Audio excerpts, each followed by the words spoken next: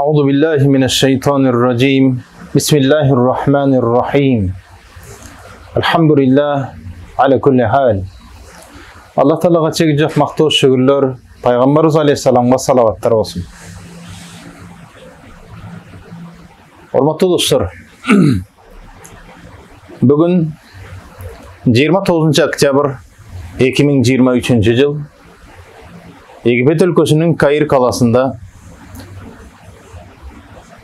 Madinat-ı Nasr 7. rayonunda Al-Matrudi medresesinde çoğun bir kuvvanç, süyünüç, saltanat, köngül tolğon, kuvvançtan başımız asmanga kökülüp, özgöçe bir baxtqa balqıp turgan uçurubuz.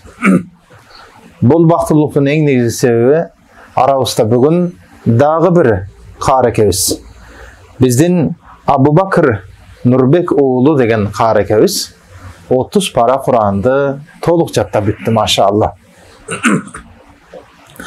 Sözümdü Celaleddin Rumi'nin bir sözü menen başlayayım. Kur'an'a közün menen karasan, jönele bir жазууну görösün. Alemi Kur'an'a aklın menen karasan bir ilimdi үйrөнösün. Alemi Kur'an'a jürögün menen karasan bir ışkı mahavatты görösün. Alemi Kur'an'a bütkül ruhun menen girip ketsen Rabbыңды görösün dep aytat. Bugün dal oşondoy Kur'an'da bütün ruhu menen girip Rabbisi menen süйлöшкөнгө jetsem degen bir oğlayalık darajany çoğun bir ümit menen Kur'an jattap atkan mana şu jerdegi jalpy talabalar, studentler Allah Taalam zeyniňizlerde tunuk, kadrostuluk kılsın, basıp jürgen Kur'an kılsın barızda inşallah. Anda mesela Maturidi medresesinin bugünkü iş çarasın, kuvanıç saltanat bugünkü Kur'an geçebizde açıp beri üçün medresenin müdürü Ustaz Abdülkadir Ustazuz'a kezek sunayım. Bismillah. Bismillahirrahmanirrahim. Ve bihi nesta'in. Allahümme allimna ma yenfa'una ve enfa'na bima allamtana ve zidna ilmen ve amelen ve fiqhan ve fahmen. Selamun aleyküm ve rahmetullahi ve berekatuhu. Hurmatlı ustazlar, hurmatlı talib ilimler. Allah Teala razı olsun. Allah Teala özü bizge bar paydalı ilim bersin. Algan ilimlerimiz paydalı kılsın. Uşul жерден Kur'an'ды jattap, oşo Kur'an'a hizmet kıluvchi, jana Kur'an'a kıyamatda oşol Kur'an'dın şafaatıga kirүүчүлөрдөн kılsın barыбызı. Bizden Maturidiya medresesiga hoş gelipsizler ustazlar. Allah'ım razı olsun. Eki dünyangızörдү Allah'ım açık kılsın. Bugün dagı bizden medresemizde oşol kıvançlı gün, bugün oşol Qarikebis Abu Bakr Nurbek oğlu Kur'an'da 30 paran jattap oşol bizden hazır medresemizden kutuktap oşol jalpı kuvançta turgan uçurubuz. Qarikebizdi kutuktayбыз. Allah'ım kutu kılsın, oşol 30 paranı jattap bitkönüňizge Allah'ım özü berekeli kılsın. Oşol Kur'an'dın her bir harfları, harakati, sakanatiga Allah Teala sooptordu жазган bolsun. Jana bul jigittin ata-enesi, üy bülösü, eje karındaşları bardığını oşul Kur'an'da bütkönü menen kutuktayбыз. Bul jigittin oşul aýlyny da kutuktayбыз. Bul jigittin oşul atası çalıp jalpy aýyl menen kuwanyp jatabыз dep çalıştı. Bardy oşul kuwançta eken. Allah Teala'lardan kuwançynda ulantsın. Bul jigit kelejekde oşul alardan şafaat kıluvchi jigitlerden olsun. Bu dünyada da ahirette de şafaat kıluvchi jigitlerden olsun. Kudayım diyorum. Oşol kıyamatda ata-enesiga oşol nurdan bolgan taç kiydirgen karılardan olsun. Jana bul Kur'an'da okup, oşol içindeki Kur'an'dın hazır hem zahir Kur'an'da jatta büttü.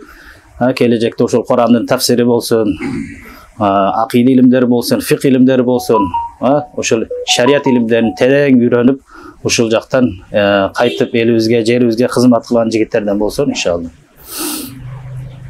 Sebebi Kur'an jattagan qarıga kıyamatda şunday deyil etken. Yuqalu li sahibil Kur'an iqra wartaqi kama kunta turattil fid dunya deydi. Sen Kur'an'da okup kötörülgün beşte. Yani beşte de oşunday darajalar var. Iqra wartaqi warattil kama kunta turattil fid dunya. Бул дүйнөдө сен Куранды ошондой окуп көтөрүлгөн сайын, себеби бул дүйнөдө да Аллах Таала анын даражасын көтөрүп коет карылардын. Аллах Таала ушул дүйнөдө да Аллах Таала карыларга берет. Кыямат күнүндө да бейиште ошондой даражаларын көтөрүп коет экен. Ошондо сенин манзилиң дейт, инна манзилака инда ахир аят тaqra'uha дейт. Ошол акыркы аят бар токтогон жерде ошол сенин даражаң болот дейт кыямат күнүндө. Ошол бейиште. Сизде ошондой акыркы ошол окуган даража, ошол Курандын эң акыркы аяты ошол бейиште. Бул ошол пайгамбарлардын, шухадалардын, сиддиктардын даражасы болот. Ошол даражага жеткизген болсун. Ушул Куранды жаттап, анын мас'улиятын эми алыш керек. Куранды жаттап эле кутулбайбыз. Негизи аны Куранды ичидеги нерсени амал кылышыбыз керек. Ошол Куранды ичидеги нерсеге Аллах Таала бизди амал кылууга жеткирсе, себеби Куран бул Аллах Тааланын хаблуллахул матин. Аллахтын баягы бекем биздин Куран бизге бекем болгон жол Аллах Таала бизге берген. Хадисте келгендей хаблуллахул матин. Мен кала бихи садак. Ким Куран менен айта турган болсо, чын сүйлөп тур. Ва мен адала бихи ва мен хакама бихи адал. Ким Куран менен өкүм кылган болсо, ошол адилеттүү өкүм чыгарып тур. Ким Куранга амал кыла турган болсо, ва мен амила бихи рашада дейт. Ким ошол Куран менен амал кыла турган болсо, анда туура жол таптыр дейт. Ва мен i'tasama бихи, ким Куранды бекем кармай турган болсо, худия ила сиратил мустaqim, эң туура жолго хидаят кылынган болуптур дейт. Ошондой Куран биздин пайдабызга худжат боло турган, кыяматта биздин шафаат кыла турган ошондой күнгө жеткизсин бардыгыбызды. Аллах Таала бардыгыбыз күнөөлөрүбүздү кечирип, ушул жакта өзүнү хак жолун хак кылып көрсөтүп, ага ээрчиген мусулмандардан кылсын. Жана батылды, жаман жолду бизге туура эмес жолдорду, анын туура эместигин көрсөтүп, аны алыстатган, андан сактана турган инсандардан кылган болсун. Ушул жактан бир жакшы илим алып, бардыгыбыз бул жакта отурган жигиттер дагы Аллах Таала сиздерди зээниңиздерди ачсын. Ушул жигитке окшоп Куранды жаттап азыр бүтүп жаткан жигиттер бар дагы, Кудайым буйрса, жакында да Куран бүтөйүн деп жаткан жигиттер бар. Алар дагы тезирээк бүтүп, калган такрарын баштап, ошол Куранды бекемдеп, кайра илимге өтүүнү Аллахым насип кылган болсун. Ассаламу алейкум ва рахматуллахи ва баракатуху. Кош кепсиздер. Дүйнөдө өрнөк алып, рахат алып окуй турган бир гана Куран китеп калды. Мана ушул Куран китеп бул дүйнө жана ахирет дүйнөдө туура түз багыттан сизди адаштырбайт, жаман кырсык, бале, апат, ахирет тозок азабынан да сактап калат. Кыйналып жеткен нерсенин кадырына жетиш керек. Мына ул оператор колундагы камераларга кыйналып жүрүп акча коротуп жетти, ошону эйтат кылат, көрүнгөн жерге кыргытып сала бербейт. Колуңуздагы телефонго да кыйналып жүрүп айфонго жеттик, айфонду эйтат кылып колдоносуз. Кыйналып жүрүп жеткен нерсени эйтат кылып колдонгондой эле, кыйналып жүрүп жаттаган Куранды да эми эйтат кылып сактап кайталап жүрүш керек. Жаттаганды унут коюш бат элекен. Аркадан окуп келаткандар бар. 10 пара болду, 5 пара болду, 3 пара болду дегендер бар.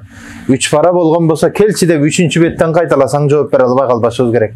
Демек, кыйналып жеткен нерсени этият кылгыла демекчибиз. Келиңиздер анда бүтүндөй Египет мамлекетинде, бүтүндөй Мысыр чөлкөмүндө, бүтүндөй кыйналып илим алыш үчүн келген жалпыбызга баш-каш болуп жол көрсөткөн Кыргызстан мусулмандар муфтиятынын жооптуу өкүлү, башыбызда башчы болгон устазыбыз Акылбек Тагайев устазыбызга кезек суналы. Бисмилlah. Бисмиллахир-рахманир-рахим. Алхамдулилlah ва салату ва салам ала расулилlah. Бүгүнкү кечени уюштурган кадырдамларга Аллах разы болсун. Келип берген устаттарга, мындай кечени жүргүзүп аткан Идрис мырзага, Билал мырзага Алла разы болсун. Жана бул Ал-Матуридия медресесин жүргүзүп жаткан устаттарга Кудай Таалам разы болсун. Жеңил кылсын, кабыл кылсын.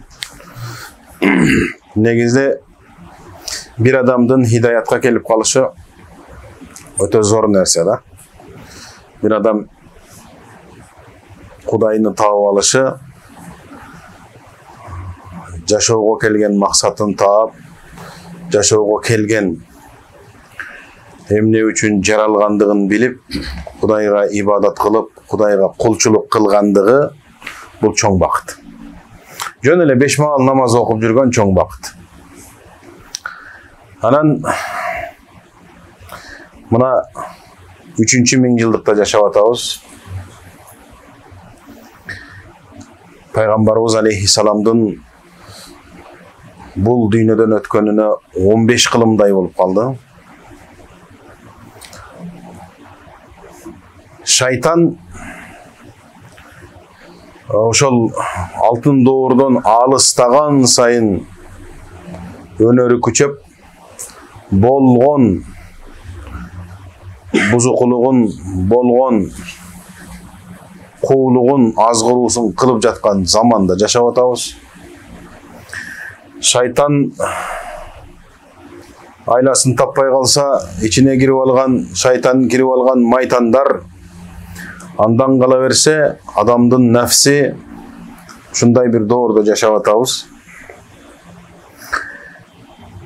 Бизди Кудайдын таразасына койгон кезде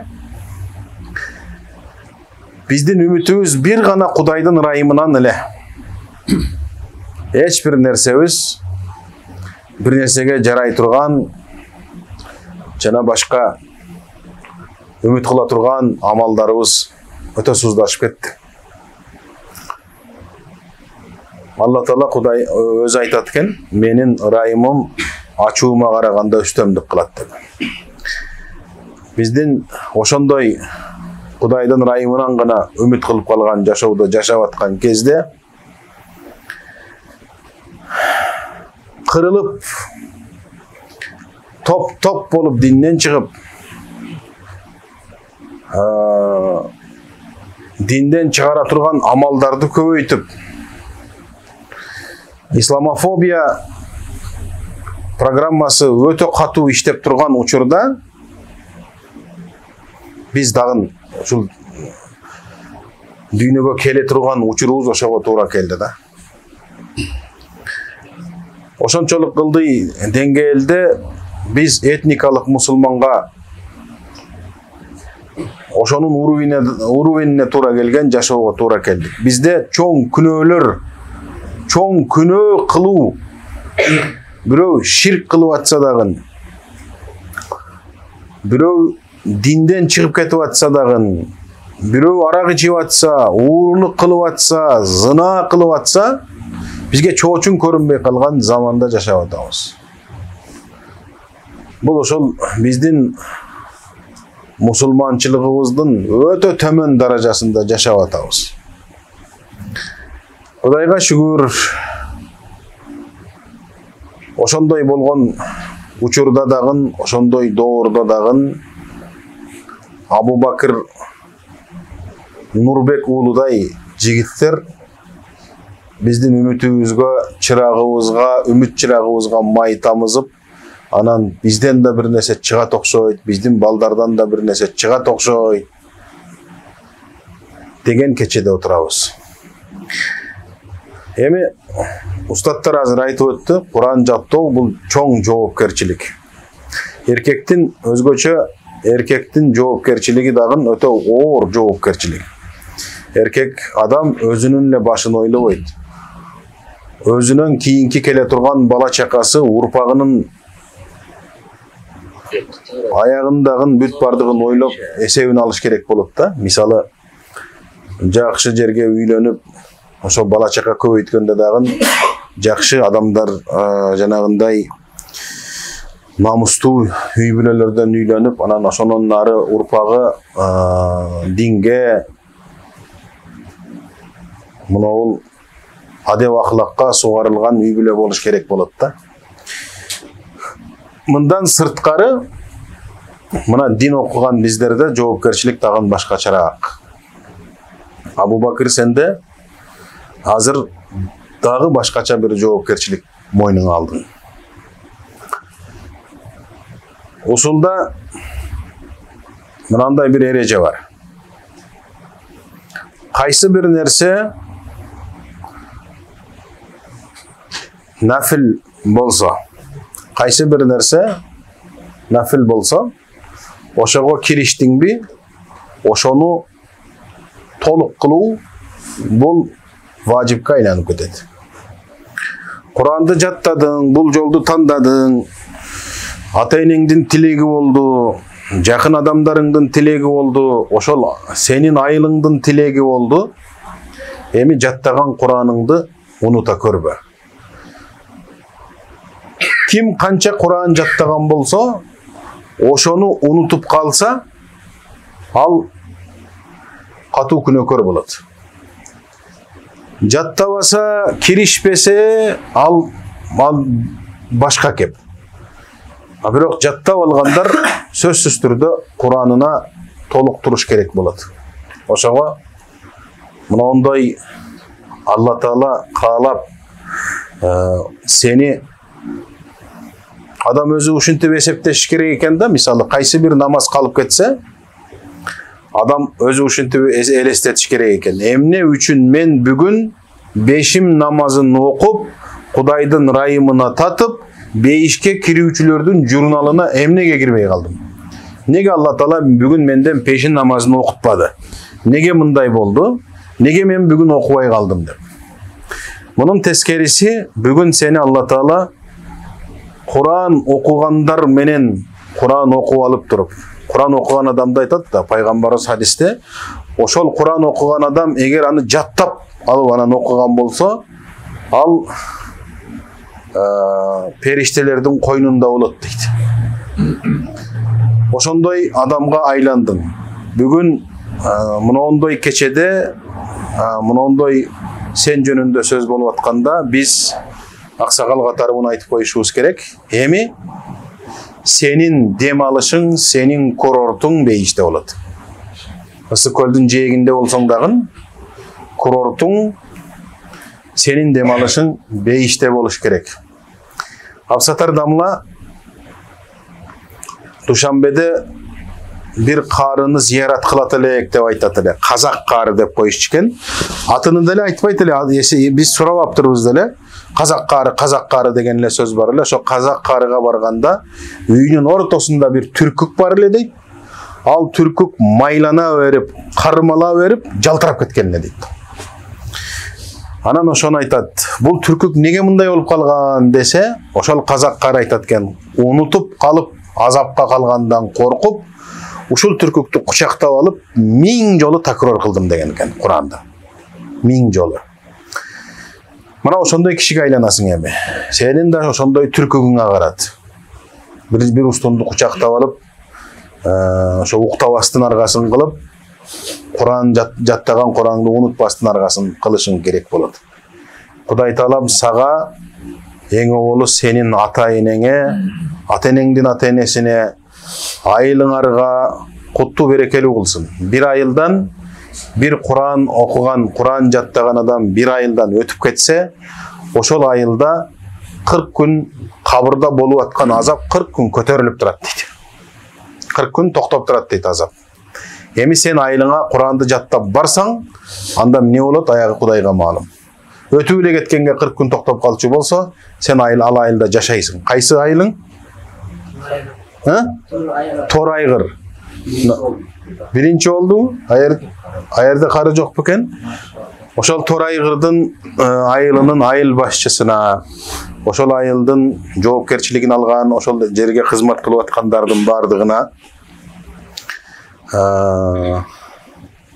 oşol ayıldın imamına, oşol ayıldın meçitlerinin imamlarına, azançılarına, jalpı yeline, o ылдыйкы көчөдөн баштап жогорку көчөгө чейин бардыгына ушул Египеттен жалындуу ысык салам, бардыгына ушул куттуу берекелүү болсун. Жана ушул жигиттин аркасынан ошол айылдагылар балдарын ушул кудурети жеткенче Кыргызстанга, болбосо ушундай Египетке, мына Аль-Матуридия медресеси бул жерде турат. Мына кайсы бир иштин немесин мөмөсүн көрөм десең, анын натыйжасына караш керек болот. Мына сен ошол айылда Tor Aygır'dan келгениң аз эле болду. Ошол жерден келип ушундай натыйжа көрсөтүп атканың Бул өзүнчө бир даават. Ошол эл, ошол жердеги адамдар дагы, мусулман бир туугандарыбыз дагы Кудай Таалам тауфик берсин. Ошондой сенин артыңдан да балдар чыгып, ошол жерде сен да дүйнө жүзүнө Кудайдын сөзүн таркатканды Алла Таала насип кылсын. Бир адам бирөөгө бир дарс айтса, биз дарс айтсак, мисалы, ошол бизден үйрөнгөн нерсесини бирөө бир нерсени айтсак, анан бирөө айтып берсе, мындай башка жака ошол сөздү таркатса сүйүнүп каласың да.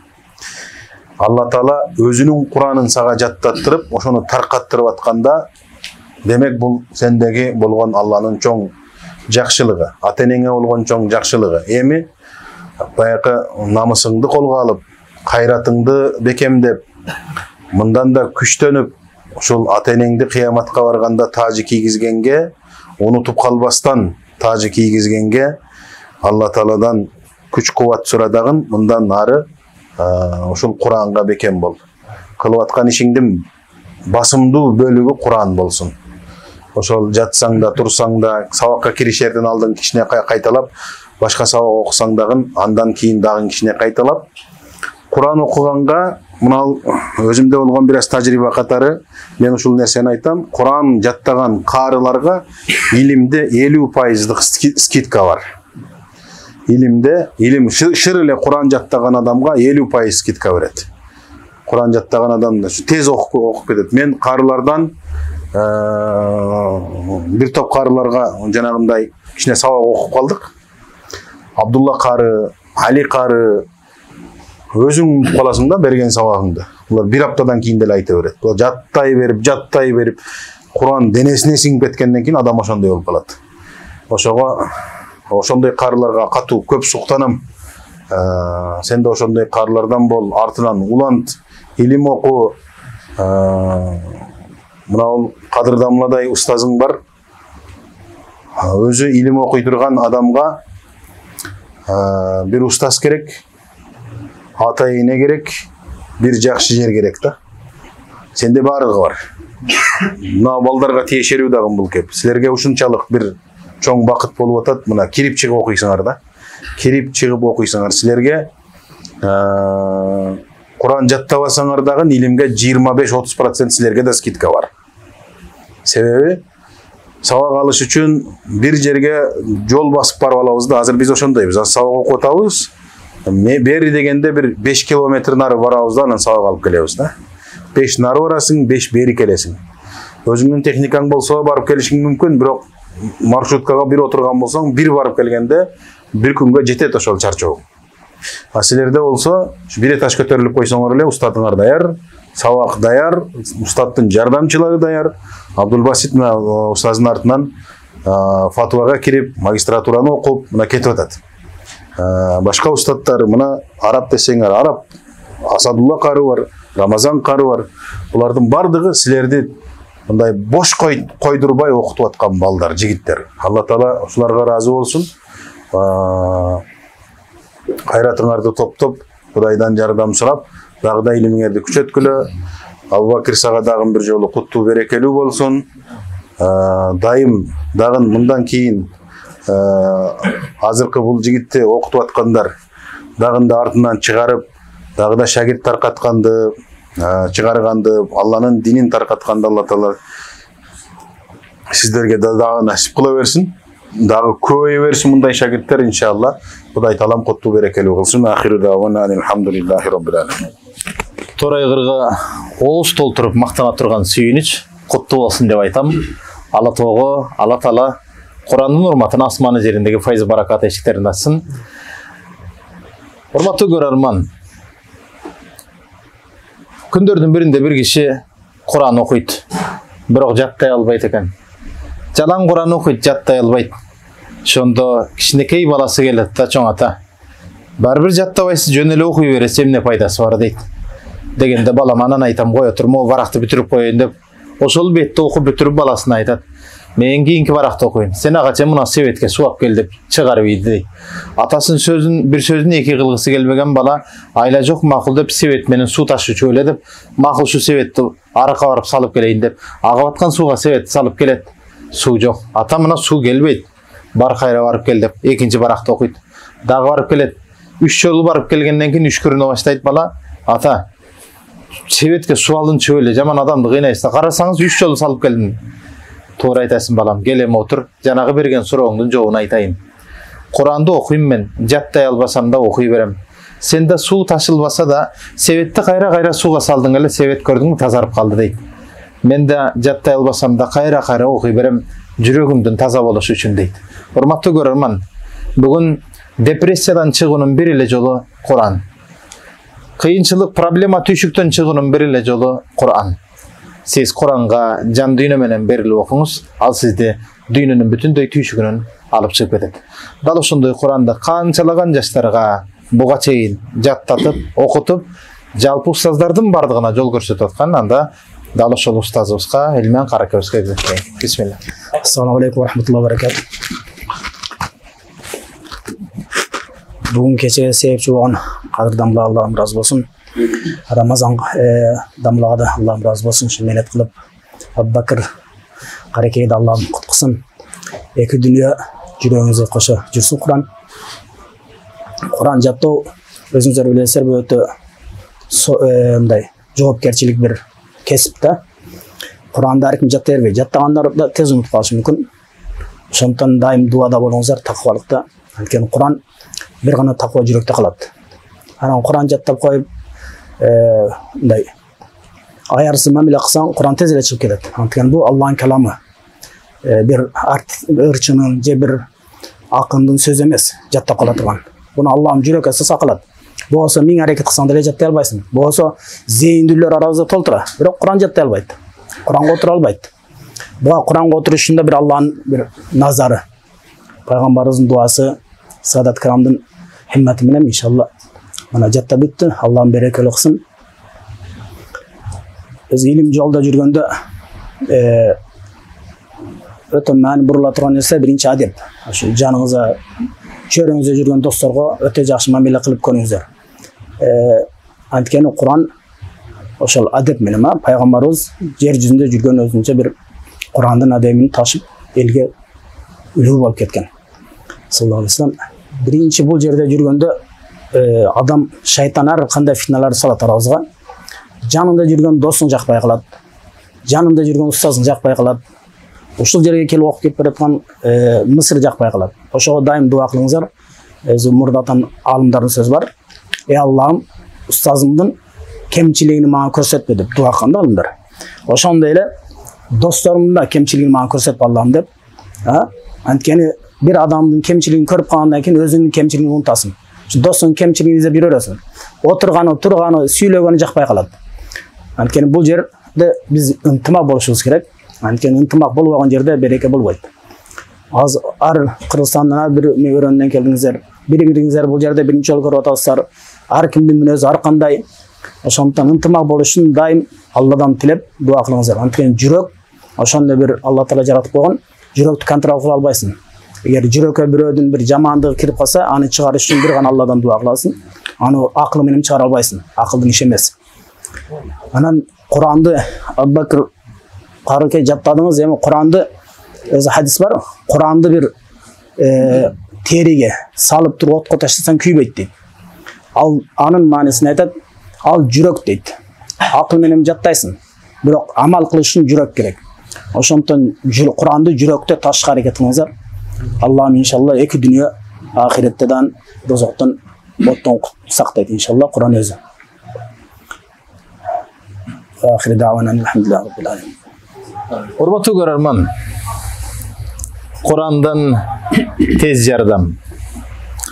Эгерде көңүлүңүз чөксө, анда Бакара сүрөсүн окуп отуруңуз. Чөккөн көңүл кайра ордуна келет. Эгерде кандай бир адашып күнөө кылган болсоңуз, ал күнөөгө тооба кылып Кудайдын кечиришин каалап, дагы бир Зумар сүрөсүн окуңуз. Эгерде жан дүйнөгө тынчтык, бейпилдик каалаган болсоңуз, анда Маида сүрөсүн окуңуз. Же болбосо доско муктаж болсоңуз, андай болсо келиңиз Бакара сүрөсүн окуңуз. Эгерде сүйүүнү, чыныгы бир мээримди, махабатты кааласаңыз, Рум сүрөсүн окуңуз. Дагы бир депрессияга кабылган болсоңуз, Раад сүрөсүн окуңуз. Бир нерсени жоготуп алган болсоңуз да, Аллах Таала зейниңизди кайтарып эстеши үчүн дагы келиңиз анда Юсуф сүрөсүн окуңуз. Жашоо сизди чарчатып койгон болсо, анда Шарх сүрөсүн окуңуз. Коркуп аткан болсоңуз, Бакара сүрөсүн окуңуз. Кечиримге ээ болуу үчүн анда Ал-Имран сүрөсүн окуңуз. Урматтуу достор, Кур'ан. Al-Qur'an huwa azimun wa yatlubu minka muamalatan azimatan. الآن أنا أجلس بين الأستاذين، هو أيضا حافظ القرآن وهو أيضا. Урматтуу көрөрман, Кур'ан ыйык, ал сенден ыйык мамилени талап кылат. Мен азыр эки Кур'анды жаттаган каракелердин ортосунда отурам. Эки өтөң жөнөкөй устаздар эмес, балким 10 түрдүү кыраат менен окуган Кур'андын ээлери, басып жүргөн Курандар жанымда. Бир аз önce Илмиян кары кем устазыбыз да сүйлөдү. Ал киши да басып жүргөн кары. Абу Бакыр балабызды тарбиялап өстүргөн устазы Рамазан кары, бу киши да басып жүргөн кары Куран Каримдер. Урматтуу көрөрман, Куран жаттаган, Куранды кайталаган инсандын жүрөгүндө ар дайым тынчтык болот.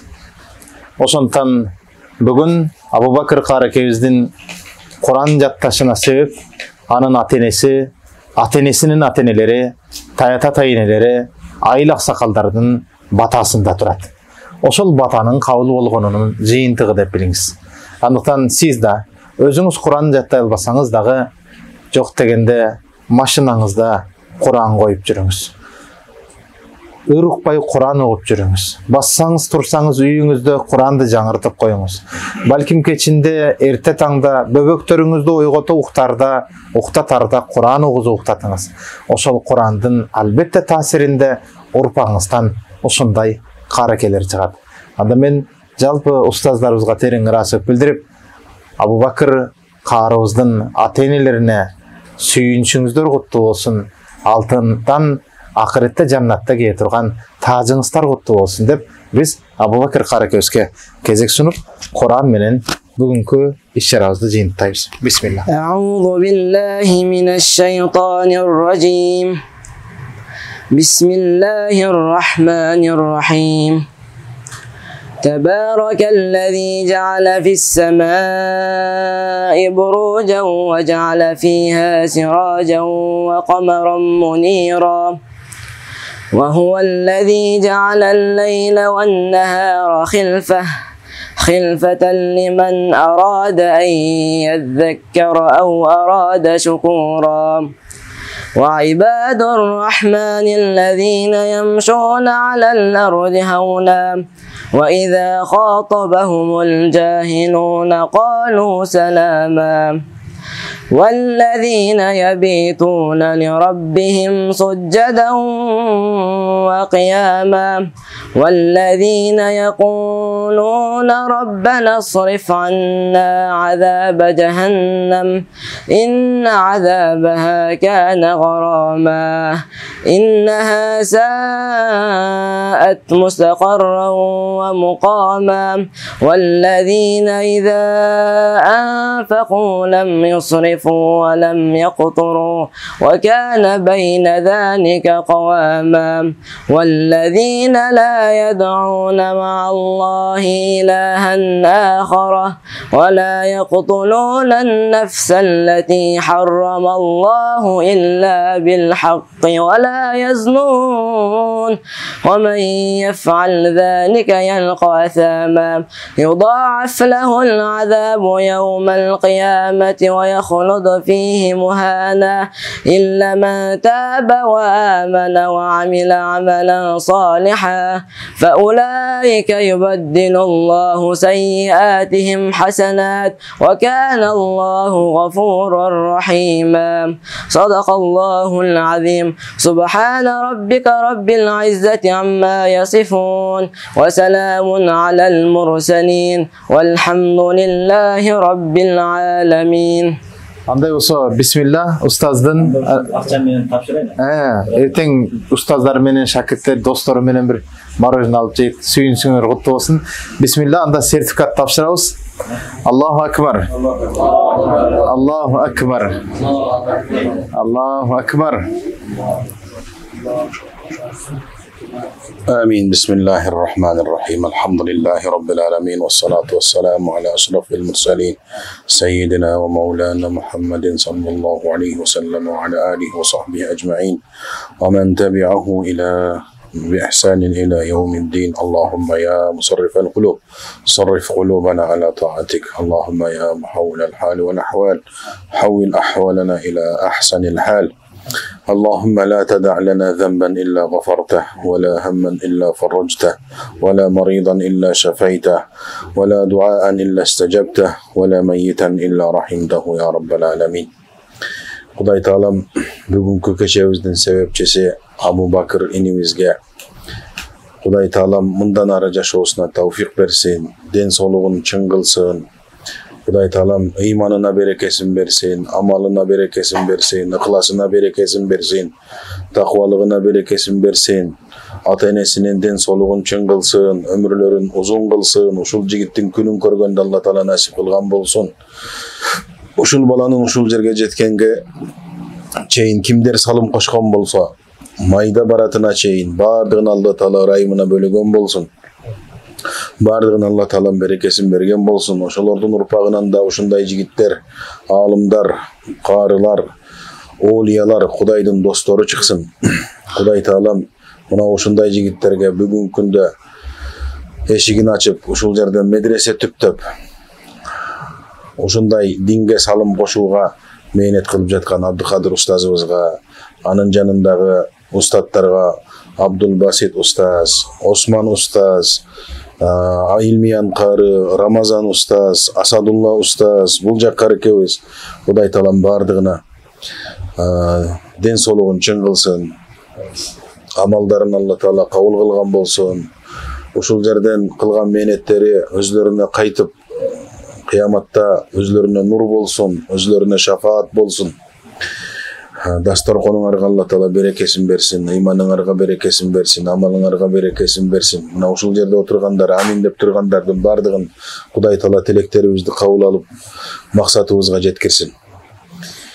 Дүйнөдө тынчылык болсун, аманчылык болсун. Ушул мамлекетте өзүбүздүн жашап аткан Кыргызстаныбызда жана бүгүнкү күндө бардыгыбыздын уйкубузду качырып, жүрөгүбүздүн тынчын алган Палестинада тынчылык болсун. Ошол жерге да тынчтык орносун, түбөлүктүү тынчтык орносун. Ошолорго душмандык кылып аткан, Куранда дагы ушинтип айтылган, пайгамбарларды өлтүрүп келген жөөттөрдү Алла Таала жер менен жексен кылсын. Ошолордун душмандыгын өзлөрүнүн бетине чапсын. Ошолордун бардыгыны кыргын кылсын Алла Таала. Ошолордун бардыгына наалатын жадырсын. Жүрөгүнө коркунуч киргизсин. Ошолордун кылып аткан амалдарынын бардыгын Алла Таала жер менен жексен кылсын. Түбүнө жеткирсин Алла Таала. Палестинада кыйналып аткан мусулман бурадарларыбызга Алла Таала өзү күч кубат берсин. Алла Таала өзү сабыр берсин. Биздин азыр ушундай абалда турабыз, дуабыз менен гана жардам берген абалда турабыз. Алла Таала биздин дуабызды кабыл кылып, биздин дуабыздын ошол жерге жеткирип, биздин тилектерибиз жетсин. Ошолордун кыйынчылыгы, баарыбыздын кыйынчылыгыбыз болуп турат. Алла Таала сабыр берсин, жеңил кылсын. Жана тез арада ушул нерселерди Алла Таала чечип, жеңил кылганды Алла Таала насип кылсын я Rabbi. Sallallahu aleyhi ve sellem Muhammed ve ala alihi ve sahbihi ecmaîn bi rahmetike ya